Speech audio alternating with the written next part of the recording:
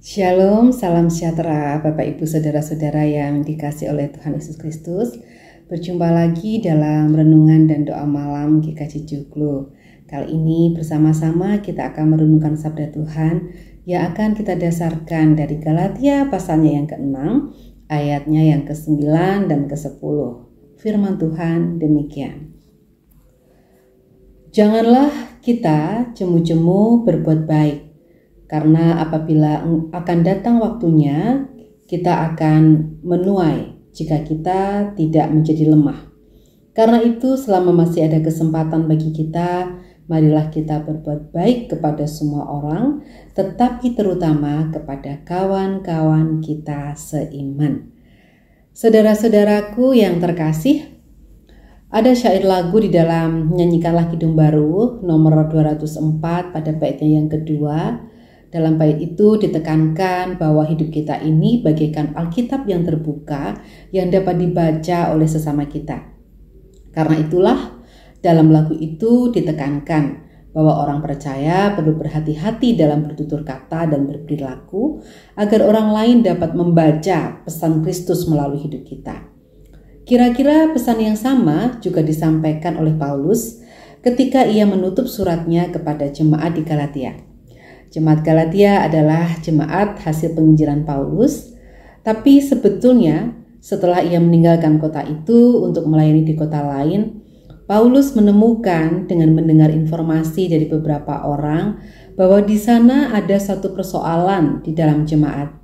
Ada sekelompok orang Yahudi yang mencoba meyakinkan orang-orang Galatia bahwa keselamatan itu harus dikerjakan dengan menaati hukum Taurat.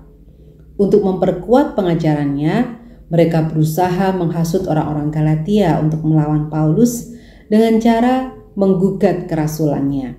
Nah, tampaknya jemaat sudah banyak yang terpengaruh dengan hasutan orang-orang Yahudi itu. Itu dapat kita baca di dalam Galatia pasal 1 ayatnya yang ke-6. Dan itulah sebabnya Paulus menulis surat ini, memberikan penjelasan atas kerasulannya bahwa ia sungguh-sungguh Rasul Kristus. Dia juga menuliskan surat ini untuk meluruskan anggapan yang keliru dengan menekankan bahwa hidup sebagai ciptaan baru ini adalah hal yang terpenting sebagai pengikut Kristus, bukan hidup berdasarkan tanda-tanda lahiriah atau mengikuti hukum Taurat. Di akhir suratnya, Paulus mengingatkan mereka akan tugas panggilan untuk menjadi pewarta damai sejahtera. Ia berkata, "Janganlah jemu-jemu berbuat baik." Mungkin nasihat ini diberikan oleh Paulus karena dia melihat sudah mulai ada orang yang merasa lelah atau putus asa berbuat kebaikan karena mereka tidak mendapatkan balasan yang semestinya. Karena itu Paulus mencoba untuk memotivasi mereka kembali agar mereka tidak lelah berbuat baik, agar mereka dapat menggunakan kesempatan selagi masih ada kesempatan untuk berbuat baik. Dan pada bagian akhir di ayat 10 Paulus mengatakan, "Jangan jemu-jemu berbuat baik terutama kepada kawan-kawan kita seiman." Saudara-saudara, kalimat Paulus ini sering ditafsirkan sebagai ajakan untuk hidup secara eksklusif atau tertutup, karena hanya baik kepada komunitas kita sendiri. Namun jika kita membaca keseluruhan surat ini, maka kita dapat menafsirkan bahwa yang dimaksudkan oleh Paulus adalah saling berbuatlah baik di antara saudara seiman dan sepersekutuan. Karena hidup komunitas umat Kristen adalah Alkitab yang terbuka bagi orang-orang di luar sana yang belum mengenal Kristus. Saudara-saudara, bagaimana sebuah persekutuan dapat mewartakan kabar baik dari Kristus apabila di dalam persekutuan itu sendiri tidak mencerminkan kebaikan Kristus? Jadi saudaraku, marilah kita terus berbuat baik, jangan jemu-jemu, agar hidup kita dapat menjadi kesaksian bagi orang yang belum mengenal Kristus. Maka pertama-tama, berbuatlah baik di antara saudara seiman atau di antara keluarga kita, agar melalui kebaikan di antara saudara sepersekutuan, kebaikan Kristus dapat dilihat oleh orang lain. Mari bersama-sama kita bersatu di dalam doa.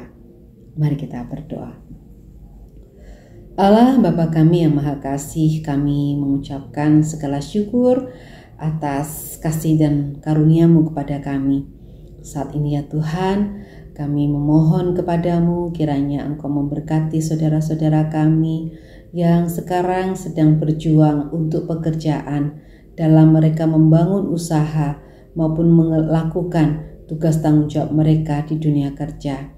Kami juga berdoa untuk keluarga-keluarga yang sedang memperjuangkan kehidupan keluarga yang harmonis dan kokoh di tengah-tengah berbagai macam tantangan dunia. Kami juga berdoa untuk para pelayan Tuhan, baik para majelis maupun komisi tim dan bebadan. Engkau perlengkapi mereka dengan hikmat-Mu sehingga pelayanan mereka dapat menjadi berkat. Dalam Tuhan kami Yesus Kristus, kami menaikkan segala syukur dan permohonan kami ini. Amin.